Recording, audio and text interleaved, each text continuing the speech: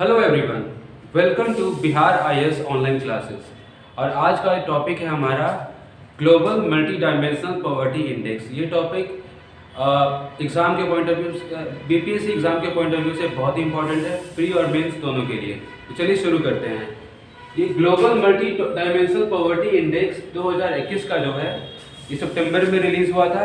इसको रिलीज़ किया था दो ऑर्गेनाइजेशन ने मिल के इसको रिलीज़ किया था। पहली ऑर्गेनाइजेशन है, ये एक यूएन एजेंसी है, इसका नाम है UNDP, united nation development programme. और दूसरी जो ऑर्गेनाइजेशन है उसका नाम है OPHI, Oxford poverty and human development initiative. ठीक है, ये एक रिसर्च एजेंसी है, रिसर्च इंस्टीट्यूट है ऑक्सफोर्ड यूनिवर्सिटी का। आई होप आप सबने ऑक्सफोर्ड यूनिवर्सिटी का नाम सुना होगा। और यूएनडीपी जो है एक यूएन की डेवलपमेंटल एजेंसी है और जो 1965 में इस्टेब्लिश हुई थी। इसका जो हेडक्वार्टर है वो न्यूयॉर्क सिटी में है, जो कि अमेरिका में है। और यूएनडीपी का जो मेन काम है वो डेवलपमेंट एक्टिविटीज़ के लिए बहुत सारे देशों को सपोर्ट करना, उसके लिए हेल्प करना। और इनका जो मेन फोकस होता है कि इनइक्वालिटी को कम करना, मतलब असमानता जो होती है लोगों में, उसको कम करना। और साथ में सतत विकास पे इनका जोर होता है, मतलब सस्टेनेबल डेवलपमेंट पे भी इनका जोर होता है। तो ये आपका यूएनडीपी और ओपीएचआई मिल के ये जो इंडेक्स है global multi dimensional poverty index, इसको रिलीज करती है हर साल ही। और ये जो है 2010 में ये लॉन्च हुआ था। ये जो इंडेक्स है ये आपका 2010 में लॉन्च हुआ था।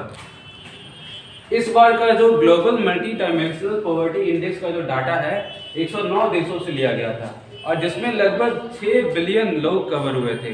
मतलब कि 600 करोड़ लोगों का इसमें कवरेज था, क्योंकि एक बहुत बड़ा, समझ लीजिए इसमें बहुत ज़्यादा इंफॉर्मेशन कलेक्ट किया गया है। और इसमें जो इंडिया का जो रैंक है वो 66 है, मतलब 109 देशों में इंडिया का जो पोजीशन रहा है इसमें 66 नंबर पे रहा है। लास्ट ईयर इस इंडिया का जो रैंक था 62 था। ठीक है, अब इसको देखते हैं कि ये है क्या। ये एक मल्टी डायमेंशनल पॉवर्टी इंडेक्स है। इसका मतलब है कि इसमें पॉवर्टी को के बहुत सारे डायमेंशन होते हैं। मतलब इसको अगर हिंदी में बोला जाए, इसको बोल सकते हैं कि बहुआयामी दरिद्रता का ये सूचकांक है। ठीक है, इसमें पॉवर्टी के इसमें टोटल 3 डायमेंशन लिए गए हैं। पहला जो डायमेंशन है हेल्थ, दूसरा जो डायमेंशन है एजुकेशन, और तीसरा है लिविंग स्टैंडर्ड्स। और इन तीनों डायमेंशन का इक्वल वेट दिया गया है 1/3, मतलब अराउंड 33.33% का जो वेट है इन तीनों को दिया गया है। और इन तीनों डायमेंशन में टोटल, ये तीनों डायमेंशन को अगर मिला दिया जाए तो टोटल 10 इंडिकेटर्स है। ठीक है, तो पहले देखते हैं हेल्थ में कितने इंडिकेटर्स है। हेल्थ में हमारे 2 इंडिकेटर्स है, पहला है न्यूट्रिशन और दूसरा है चाइल्ड मोर्टेलिटी। न्यूट्रिशन का जो वेट है 1/6 है और चाइल्ड मोर्टेलिटी का जो वेट है 1/6 है। ठीक है, तो आई होप इसका मतलब आपको पता होगा चाइल्ड मोर्टेलिटी कि जो 0 से 5 ईयर के बीच में जो बच्चे होते हैं जिनकी अगर डेथ हो जाती है तो उसको चाइल्ड मोर्टेलिटी में काउंट किया जाता है। चलिए अब देखते हैं एजुकेशन। एजुकेशन में 2 इंडिकेटर्स हैं। एक है आपका ईयर्स ऑफ स्कूलिंग, कितने साल तक स्कूल में पढ़ाई हुई है, और दूसरा है स्कूल अटेंडेंस। ठीक है, कि स्कूलों में अटेंडेंस क्या रहती है इसकी। ठीक है, तो इन दोनों का भी इक्वल वेट दिया गया है 1/6 ईच। अब तीसरा जो डायमेंशन है लिविंग स्टैंडर्ड, इसमें टोटल 6 इंडिकेटर्स हैं। ठीक है, और हर इंडिकेटर को 1/18 वेट मिला है। अगर ऐसे किया जाए 1/18 है और टोटल 6 इंडिकेटर्स हैं, तो अगर आप इसको मैथमेटिकली भी देखें तो ये आपका वेट हो गया 1/3। और इन 6 इंडिकेटर्स, ये जो 6 इंडिकेटर्स है, ये है आपका पहला कुकिंग फ्यूल, दूसरा है सैनिटेशन का मतलब जो आपके टॉयलेट फैसिलिटीज होती हैं घरों में, तीसरा है ड्रिंकिंग वाटर, चौथा है इलेक्ट्रिसिटी, पांचवा है हाउसिंग, और छठा है एसेट्स मतलब कितनी संपत्ति है घरों में, क्या क्या उसमें जो घरों में लेट्स से कि क्या उसमें घर कैसा है, घर में क्या फर्नीचर है, घर में क्या अप्लायंसेस है, ये सब इसमें लिया जाता है। तो ये आपके तो मल्टी डायमेंशन में ये जो मल्टी डायमेंशनल पॉवर्टी इंडेक्स है, इसमें टोटल 3 डायमेंशन है और ये 10 इंडिकेटर्स है। और इनका ये जो वेट है सबका, ये आप इसको ध्यान में रखिएगा और ये आपके मेंस एग्जाम में लिखने में काफ़ी काम आएगा। ठीक है, और जो प्री एग्जाम के लिए इसमें जो बहुत ही इंपॉर्टेंट फैक्ट है कि इंडिया का जो रैंक है 66 रहा इस बार, और टोटल जो है 109 देशों का इसमें 109 देशों से डाटा इसमें लिया गया है, ठीक है। और इसमें एक जो बहुत ही इंपॉर्टेंट चीज़ है कि ये जो इंडेक्स है इसके हिसाब से पुअर कौन है, मतलब मल्टी डायमेंशनली पुअर कौन है। तो मल्टी डायमेंशनली पुअर वो हैं जिनका 1/3 में डेप्रीवेशन रहा है, मतलब कि ये जो टोटल का अगर स्कोर कर दिया जाए तो 1 आ जाएगा, ठीक है। 1/3 प्लस 1/3 प्लस 1/3 अगर किया जाए तो टोटल 1 आ जाएगा। तो 1 में से अगर 1/3 में किसी को डेप्रीवेशन रही है, मतलब कि इसमें किसी चीज़ की कमी रही है और उसका अगर टोटल वेट है 1/3 मतलब 1/3, तो वो आपका है मल्टी डायमेंशनल पुअर, ठीक है। अगर किसी का जो डेप्रीवेशन है वो 1/2 में रहा है, मतलब कि आधी चीज़ों में उसकी, मतलब समझ लीजिए कि आधी चीज़ों में उसका किसी का अभाव रहा है, तो वो रहेगा एक्सट्रीम मल्टी डायमेंशनल पुअर, मतलब वो उसकी चरम सीमा पे है, ठीक है। तो ये इसको ध्यान में रखिएगा कि मल्टी डायमेंशनली पुअर तब होगा जब उसका 1/3 में उसका अभाव रहेगा, 1/3 चीज़ों में इसका अभाव रहेगा, और अगर आधी चीज़ों में अभाव रहेगा तो ये रहेगा आपका एक्सट्रीम मल्टी डायमेंशनली पुअर। देखते हैं कि ये जो मल्टी डायमेंशनल पॉवर्टी इंडेक्स है इसमें क्या क्या चीज़ों का पता चला है, ठीक है।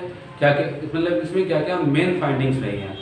तो सबसे पहला ये देखते हैं कि 1.3 बिलियन पीपल जो हैं, मतलब 130 करोड़ जो लोग हैं वो मल्टी डायमेंशनली पुअर हैं, मतलब 130 करोड़ लोग अभाव में रह रहे हैं। वो जो मैंने 10 इंडिकेटर बताए थे, ठीक है, और जिसका टोटल वेट था 100%, उसमें आप मान लीजिए कि 1/3 में उनका अभाव है, ठीक है, 1/3 चीज़ों की कमी है। और इसमें एक और चीज़ें पता चली है कि उसमें से लगभग आधे लोग जो हैं, जितने भी लोग मल्टी डायमेंशनली पुअर हैं, उसमें से लगभग आधे लोग, मतलब कि 644 मिलियन लोग हैं। इसका अगर करोड़ में किया जाए तो 64.4 करोड़ अगर लोग हैं उनमें से जो कि 18 साल से कम एज के हैं, तो मतलब समझ लीजिए कि वो बच्चे हैं या फिर किशोर अवस्था में हैं, ठीक है। तो ये भी एक बहुत बड़ी चिंता की बात है। एक और चीज़ देखते हैं कि उसमें से 1.3 बिलियन पीपल, मतलब 130 करोड़ लोग में से 85% के लगभग, ठीक है, वो सब सहारन अफ्रीका से हैं या फिर साउथ एशिया से हैं। सब सहारन अफ्रीका का मतलब ये हुआ कि सहारा डेजर्ट जो है अफ्रीका में, उसके नीचे वाले जितने भी देश हैं, मतलब सेंट्रल अफ्रीका में या साउथ अफ्रीका में जितने भी हैं वो सारे इसमें आ गए। और साउथ एशिया पता ही है, साउथ एशिया में हमारा इंडिया, पाकिस्तान, नेपाल, ये सब साउथ एशिया में आते हैं। तो लगभग 85% लोग इसमें से वो इन दो क्षेत्रों से आते हैं, सब सहारन अफ्रीका और साउथ एशिया से आते हैं। और अगर इसकी आबादी में देखा जाए तो ये 100 करोड़ से भी ज़्यादा की आबादी है इसमें, ठीक है। और इसमें एक और चीज़ पाई गई है कि 788 मिलियन, मतलब लगभग 78 करोड़ से भी ज़्यादा लोग, ठीक है, उन घरों में रहते हैं जहाँ पे